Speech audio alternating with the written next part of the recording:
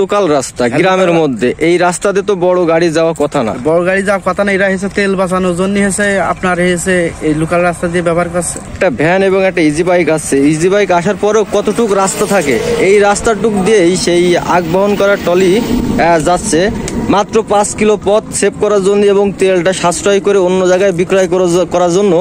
এই যে শিশুতলা থেকে ডাইরেক্ট আপনার বালিয়াডাঙ্গার ভিতর দিয়ে মোবারকগঞ্জ মিলে ওঠা যায়, সেই রাস্তা ব্যবহার করছে এখানকার যে শিশুতলা আখ সেন্টার ইক্ষু কেন্দ্র আছে, এখানকার যারা এই আখ বহন করে এই ট্রলির ড্রাইভাররা।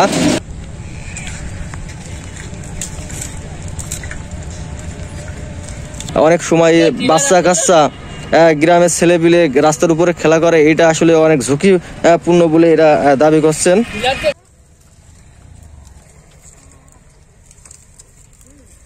দেখতে পাচ্ছেন এখানে যে মোবারকগঞ্জ সুগার মিলের ট্রলি, আগ বহন করা ট্রলি লোকাল রাস্তা দিয়ে যেতে যে একটা ক্ষেতের মধ্যে উল্টে পড়ে গিয়েছে। এখানে যে ক্ষেত নষ্ট হয়েছে, ড্রাগন ক্ষেত, সেই চাষির সাথে আমরা একটু কথা বলবো। শরীফুল ইসলাম। এই যে ট্রলিটা উল্টে গিয়েছে, এটা কখন হয়েছে? এটা হচ্ছে সকালবেলা আমি বাসায় ছিলাম, আমার এক লোক এসে ফোন করে বললে এসে তোমার ভুইতে এসে ট্রলি উল্টে গেছে। আচ্ছা আচ্ছা। তো সকালবেলা এসেই দেখি এসে উল্টানো। তাই তো বেশ ক্ষতি হয়েছে। বেশ ক্ষতি হয়েছে। এখন সাইডে যদি হয়েছে একটা লোক থাকতো বা একটা গাড়ি যানবাহন থাকতো, তো ক্ষতিটা তো বড় না, একটা মানুষই যদি জানো তো চলে যেতে পারতো। মূলত এটা তো লোকাল রাস্তা গ্রামের মধ্যে, এই রাস্তাতে তো বড় গাড়ি যাওয়া কথা না। বড় গাড়ি যাওয়া কথা না, এরা হচ্ছে তেল বাঁচানোর জন্য হচ্ছে আপনার হচ্ছে এই লোকাল রাস্তা দিয়ে ব্যবহার করছে। লোকাল রাস্তা ব্যবহার করছে। আসলে এই বিষয়ে মিল কর্তৃপক্ষের কাছে কোনো কথা হয়নি আপনাদের? এখানে হচ্ছে লুৎফর ভাই আসছিল আর সিআই সাহেব, শিশুতলা আখ সেন্টারের সিআই জি, আর হচ্ছে শিশুতলার লুৎফর ভাই। ওরা কি বললো? ওরা বললে হচ্ছে যাই হোক ক্ষতি হয়ে গেছে, যাই হোক একটা সে ব্যবস্থা।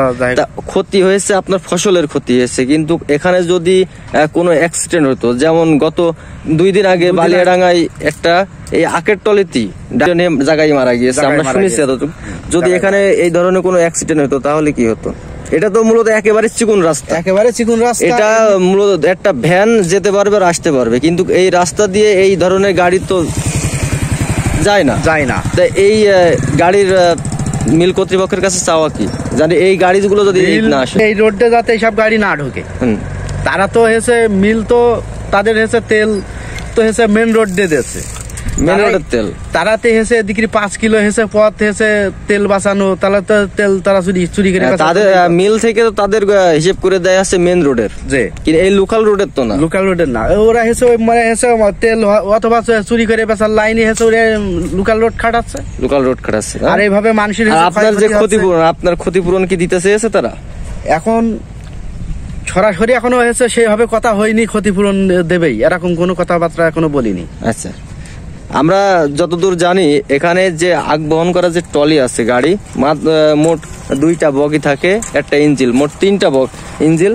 তারপর এই লোকাল রাস্তা দিয়ে যাতায়াত করে এসে এডে আসলে এখানকার স্থানীয় যারা আছে এরা ভালো চোখে দেখছে না, এবং এখানকার যে চাষি আছে ইনি বললো যে আমার ফসলের উপর দিয়ে গিয়েছে, খুব ভালো কথা, কিন্তু যদি কোনো আকারে একটা অ্যাক্সিডেন্ট হতো তাহলে আরো বেশি ক্ষতি হতো। তাই এখানকার এই চাষি সহ যারা আছে এদের চাওয়া যে এই রাস্তা দিয়ে যেন এই আগ বহন করা ট্রলি না যায়। আচ্ছা ঠিক আছে, ভালো থাকবেন আপনি।